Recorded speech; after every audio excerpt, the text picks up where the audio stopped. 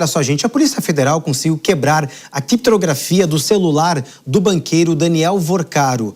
E olha, gente, além disso é muito importante porque agora os investigadores podem ter acesso, inclusive, a materiais, conteúdos de conversas, fotos, tudo que estava apreendido dentro do celular do dono do Banco Master. Vamos mais uma vez até Brasília conversar com o nosso repórter que vai trazer mais detalhes em relação a isso. Igor Damasceno, mais uma vez, seja bem-vindo. E é claro, uma boa noite, uma excelente segunda-feira para você. Muito obrigado, Cássio. Boa noite a você, boa noite a todos que nos acompanham ao vivo aqui no nosso Jornal Jovem Pan.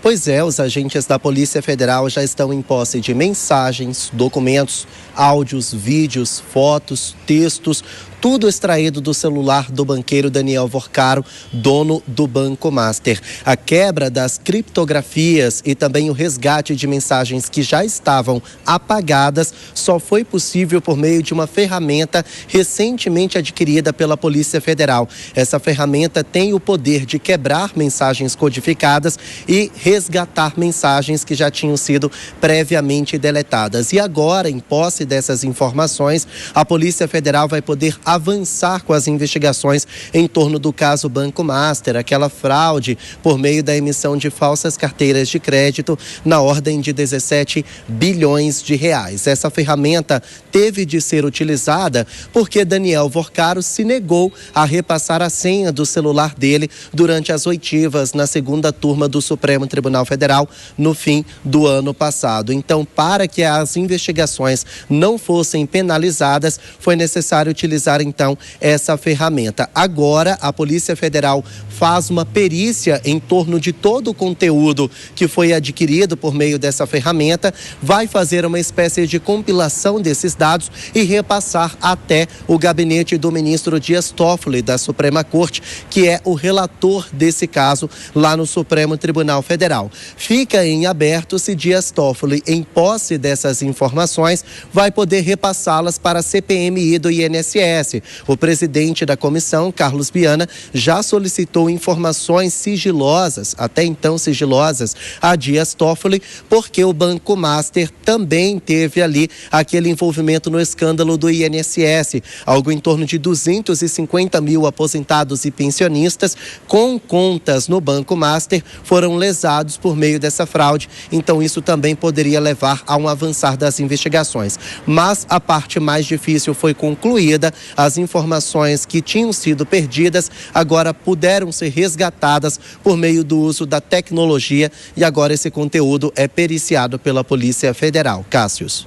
Perfeito, Igor. Obrigado pelas informações. É claro que o desafio agora dos investigadores da Polícia Federal é encontrar elementos que fortaleçam as linhas de investigação. E é claro que o conteúdo desse aparelho celular, mensagens, contatos, fotografias, tudo que foi apagado, até mesmo isso, é importante para a Polícia Federal ter acesso e conseguir responder várias pontas soltas, a várias perguntas que não foram respondidas. Por exemplo, como é que era a atuação do Banco Master? Como funcionava mesmo na prática? Se de alguma forma Daniel Vorcaro acabou agindo para evitar a liquidação do banco. Como é que foi a negociação entre o Banco Master e o BRB? Que autoridades Daniel Vorcaro conversava? Dora Kramer, eu quero te ouvir porque é um conteúdo importante e caso a PF consiga ter acesso, vai conseguir pelo menos avançar nas investigações que até então estavam paradas.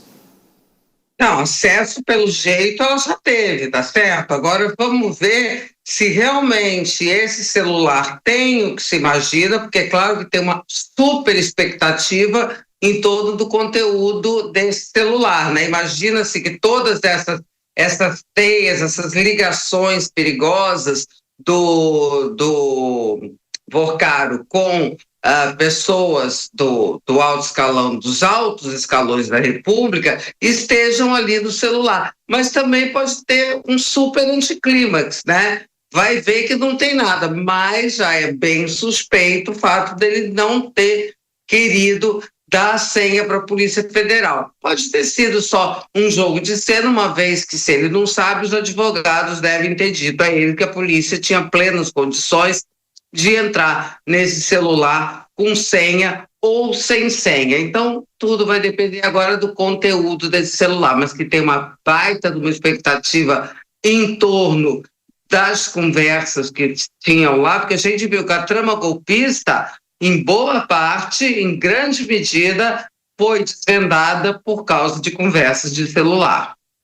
Ô, Denise Campos de Toledo, por favor, quero te ouvir também, porque é um assunto que, como a Dora também falou e eu também aqui, ainda requer muitas respostas. Ficaram muitas pontas soltas. Dependendo do que tiver nesse conteúdo, como a Dora frisou também, pode trazer elementos importantes para linhas de investigação e até mesmo para saber como é que o Banco Master operava. Exatamente, Cássio, porque cada dia surge uma nova operação que era feita com uma instituição financeira, com o BRB, depois Reag entrou também, aí tem o Fictor, havia de fato essa negociação do Fictor para adquirir o Master, no dia que foi decretada a prisão de Vorcar, então tem muita coisa em aberto, a relação com os fundos de investimento, então se imagina muito, eu acho que tem uma expectativa disso, do envolvimento de políticos que poderiam estar conversando também com Daniel Vorcar, que era uma pessoa muito bem relacionada, com o meio jurídico, com o meio político, mas essas operações podem estar mais detalhadas lá, as reuniões que ele marcou com o Banco Central. O Banco Central já foi acusado também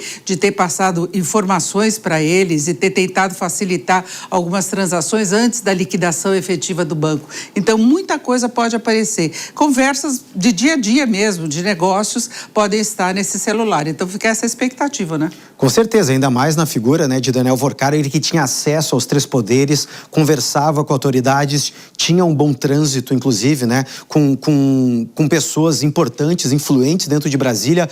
Dora, você acredita que há um temor em Brasília, dependendo desse conteúdo que for descoberto nesses telefones de Vorcaro? Olha, eu imagino que sim, porque eu não moro mais em Brasília, né? Morei lá 22 anos, mas eu imagino que haja, eu não diria um temor, mas uma expectativa cuidadosa. Ninguém sabe, exatamente por isso que a gente está falando aqui, ninguém sabe o que pode ter. Embora todos saibam o que fizeram no verão passado, ninguém sabe, ninguém pode ter certeza se isso está registrado, se as peripécias estão registradas ali, né? Então, sempre há aquela expectativa de o que vai ser, o que vai ser encontrado. Depois tem sempre o preparativo para dizer, dar desculpas, justificar que aquela conversa era uma conversa apenas assim, casual, que era alguma coisa pessoal, enfim. Ou também a gente vai ver se eles usavam códigos para se comunicar. Em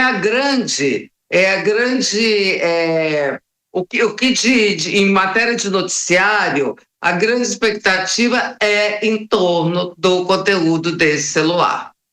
Perfeito, Dora. Já a gente volta a conversar um pouquinho mais, porque inclusive vamos seguir falando de Banco Master aqui com a Denise, porque depois da criação do grupo, a Comissão de Valores Mobiliários deu início às atividades para mapear, né, Denise, o modus operandi do Banco Master e também da Reage Investimentos. O que a gente percebe, Cássio, é que até a CVM, que é a Comissão de Valores Imobiliários, que é responsável aí pela fiscalização dos fundos de investimento, e o próprio Banco Central tem dúvidas em relação aos procedimentos que foram adotados para acompanhar todas essas operações que estão aparecendo agora. Então, a CVM, ela quer mapear esse modus operandi do Banco Master, da Reag Investimento, 2 instituições que foram liquidadas pelo Banco Central. A intenção, além de reavaliar toda a documentação, é detectar possíveis interconexões com outras instituições que ainda não apareceram nos processos de andamento. Essa história que a gente tem falando, que tem novidade todos os dias, foi uma iniciativa do Comitê de Gestão de Riscos da própria CVM e, além de aprofundar as investigações, como eu disse,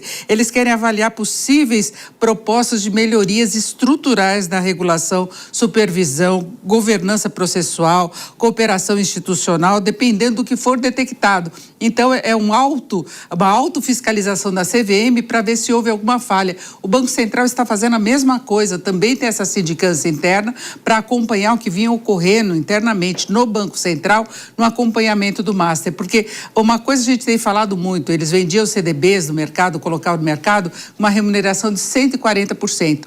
Isso não era problema. O problema é você não ter o lastro para esse pagamento que teria de ser feito e as outras operações fraudulentas que aos poucos vão aparecendo. Fundos de pensão que vão ficar na mão, né, que investiram em letras financeiras que não têm a cobertura do Fundo Garantidor de Crédito. No Fictor também foi criada até uma associação agora dos credores, porque também não tem cobertura do Fundo Garantidor de Crédito. São 13 mil credores que podem ficar na expectativa do que vai acontecer, se vai ter ou não a solução judicial para o Fictor. Então, há muita expectativa em relação a isso. Vamos ver, o trabalho da CVM tem um prazo certo, né? Eles não querem ficar empurrando com a barriga, querem resolver logo isso. E pode surgir novas operações. E, Denise, até indo na esteira em relação nessas investigações, o que a gente pode, pelo menos, trazer do caso Master de herança mesmo? Uma fiscalização mais rígida, a identificação de operações, inclusive de fraudes. O que a gente pode trazer de aprendizado para que não aconteça outros casos? Olha, eu acho que maior fiscalização nas operações dos fundos de investimentos e de fintechs,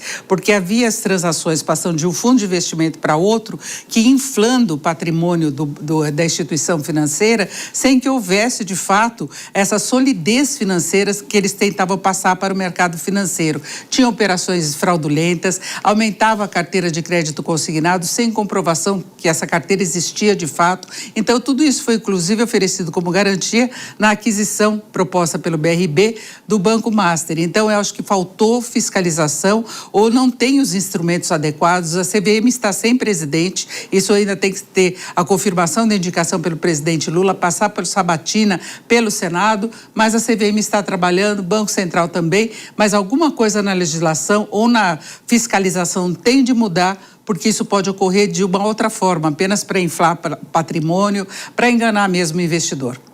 E, Denise, de certa forma, querendo ou não, toda essa investigação pode trazer uma certa independência em relação ao Banco Central. O próprio presidente do BC confirmou isso, que é muito importante também ter essa autonomia para conseguir ajudar também em relação a essa investigação, né? Hoje ele agradeceu ao presidente Lula de deixar o Banco Central trabalhar, mas vale lembrar que no começo das investigações, quando se detectou que algumas coisas saíram da fiscalização, o ministro Haddad chegou a falar que o Banco Central deveria assumir algumas responsabilidades que cabem à CVM. Então, a CVM também quer aprimorar os instrumentos aí regulatórios de trabalho para evitar que isso aconteça, porque é uma coisa prevista em lei, não depende do Executivo alterar as funções da CVM. Então, todos têm que trabalhar melhor para um sistema financeiro mais saudável. Agora, quando eu falo dessa questão dos fundos de investimento, não é para o investidor ficar assustado com aquelas instituições tradicionais, não.